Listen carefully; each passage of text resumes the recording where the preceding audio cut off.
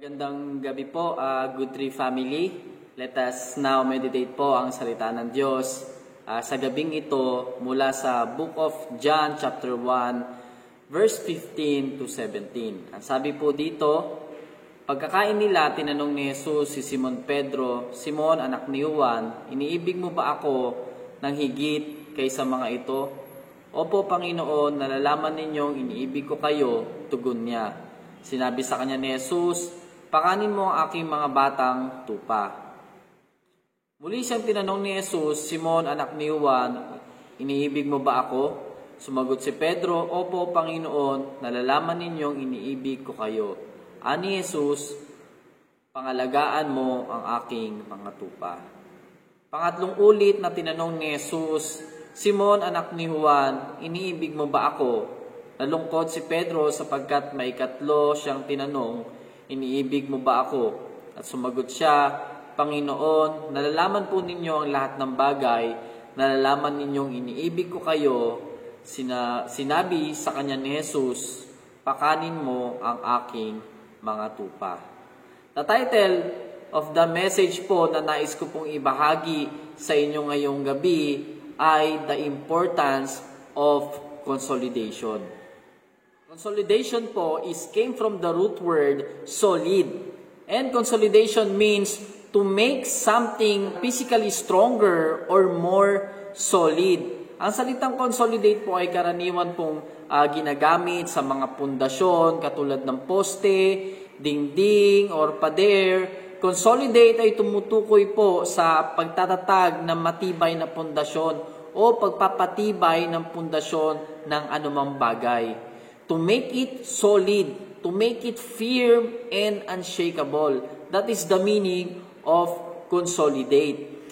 In spiritual aspect, consolidation can be defined as the care and attention we should give to the new believers. It can be defined as spiritual nourishment.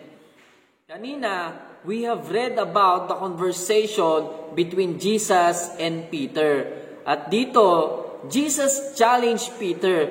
Jesus asked Peter 3 times kung mahal siya nito, hindi dahil po hindi nalalaman ng Panginoon ang pag-ibig ni Peter para sa kanya. Kundi Jesus challenged Peter, how should Peter prove his love for Jesus and how should Peter express his love for Jesus.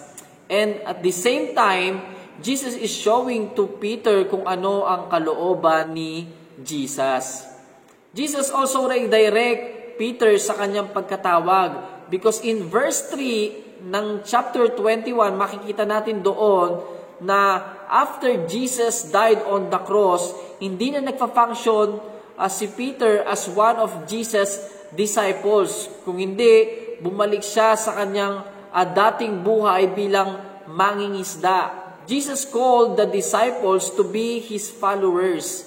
And as followers of Christ, they should be doing the mission of Jesus to save the world. Sa pagkakataong ito, ipinaunawa ni Kristo ang pagkatawag niya kay Peter at sa lahat ng disipulo. And their conversation is like this, if you love me, pakanin mo ang aking batang tupa. When Jesus talks about tupa, ito ay tumutukoy sa mga believers. At nang ginamit ni Jesus ang salitang batang tupa, He is referring to the baby believers or new believers. Jesus is telling to Peter na I already give them salvation and my will is to give you a job and that is to feed them, to feed my sheep. Hindi ito natatapos sa pagtanggap sa isang tao kay Kristo. Tapos our mission to them ay tapos na. Our mission is to feed them. It talks about spiritual nourishment. Consolidation is a spiritual nourishment. Feeding them with the Word of God. Buti our church ay mayroon ng prepared consolidation lesson after sharing Romans 6:23 there are another 7 follow-up lesson we have na makakatulong po sa paglago ng ating mga bagong believers. At sabi ng Panginoon, if you love me, Peter, pangalagaan mo ang aking mga tupa.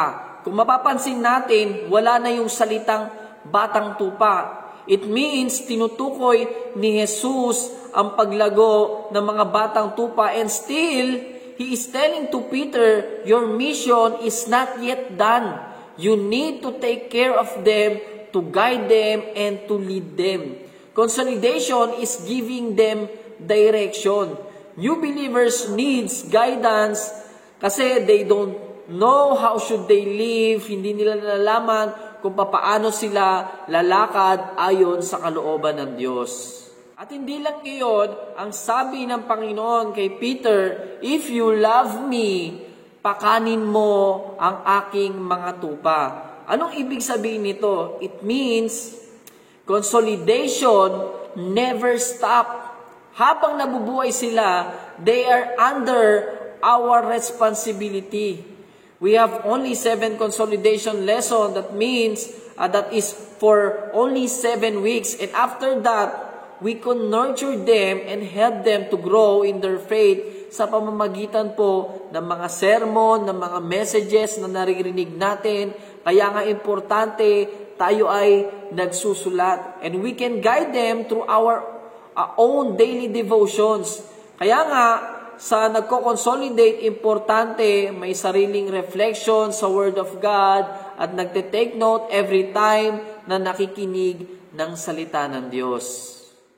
If you remember the Great Commission in Matthew chapter 28 verse 19 to 20, ang sabi doon, therefore go and make disciples of all nations, baptizing them in the name of the Father and of the Son and of the Holy Spirit, and teaching them to obey everything I have commanded you, and surely I am with you always to the very end of the age.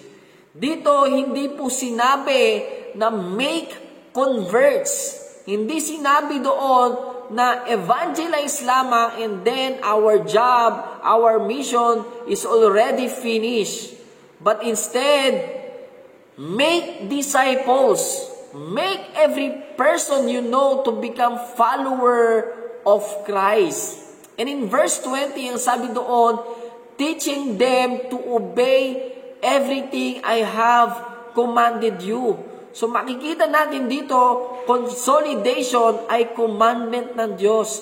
Consolidation is molding person's life to become followers of Christ, to become solid, to become firm in their faith, and to become unshakable.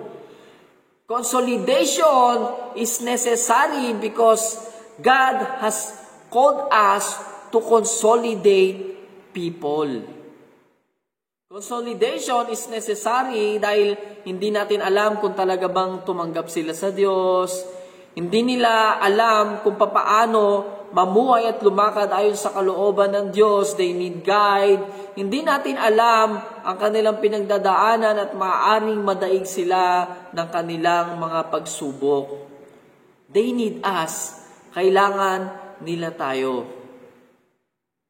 What is good in consolidation is through consolidation, we can express our love to our Lord Jesus.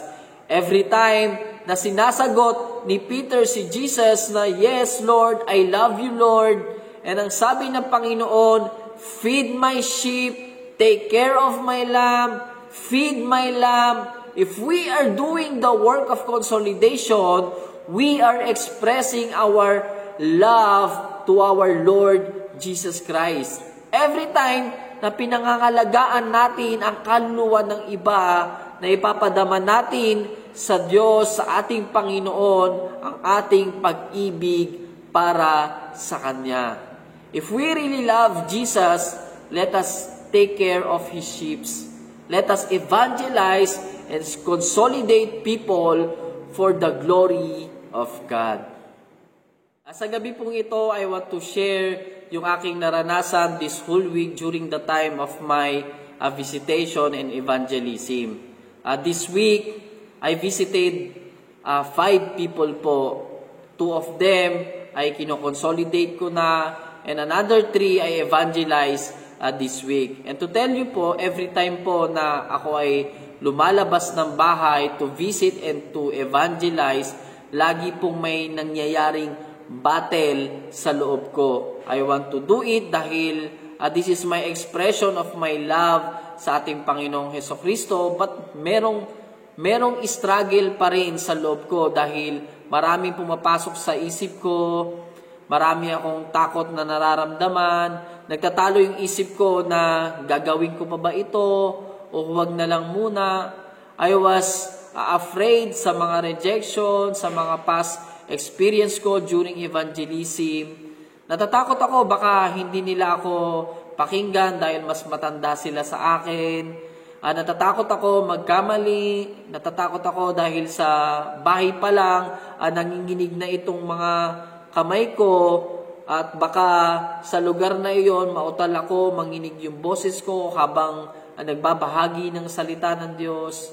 Madami akong takot, madaming alinlangan na nangyayari sa akin, maraming struggle na nararanasan. What I do po is to pray. Ang laging pananalangin ko sa Diyos na I am not qualified to evangelize people kung hindi mo ako sasamahan, maililigaw ko lamang ng landas ang mga anak mo, mga tao na nakakasalamuha ko kung I will do it on my own way. But Lord, if you are with me, I am more than qualified person to change the life of the people dahil hindi ako kung hindi ikaw ang hihipo sa bawat puso nila. Kaya nga, please Lord, be with me. Ito po yung lagi kong panalangin. At sa panalangin ito, nagkakaroon ako konti-konti ng lakas ng loob. At lagi ko ding inaalala ang pangako ng Diyos sa Matthew chapter 28 verse 30 na kapag ako ay humahayo para sa kaharian ng Diyos, ang sabi niya, surely I am always with you to the very end of the age. Ito po yung nagpapalakas ng loob ko. And I tell you, I met a wonderful people of God. They accepted me, they welcomed me, some of them cried, some of them are very responsive kapag nagtatanong ako sa kanila, some of them have a good heart, and some of them are lost, na dati lang na kumikilala sa Panginoon at naligaw ng landas, but still, they are thirsty na maranasan muli ang presensya ng Diyos. There are wonderful people out there na naghihintay lamang sa atin. All we need is to act and search them, reach them. Kailangan nila tayo. Hindi tayo ang may kailangan sa kanila, kundi sila ang may pangangailangan sa atin. Because they need Jesus. We have Jesus in our hearts. Kaya nga mga kapatid, sama-sama po tayong kumilos to share the good news and to take care their souls. Tandaan po natin, lagi po natin kasama ang Diyos. Pagpala pong gabi muli sa atin mga kapatid. Sama-sama po tayo na kumilos ayon sa kalooban ng Diyos. At lagi nating tatandaan, kasama natin ang Diyos. Amin po. God bless po.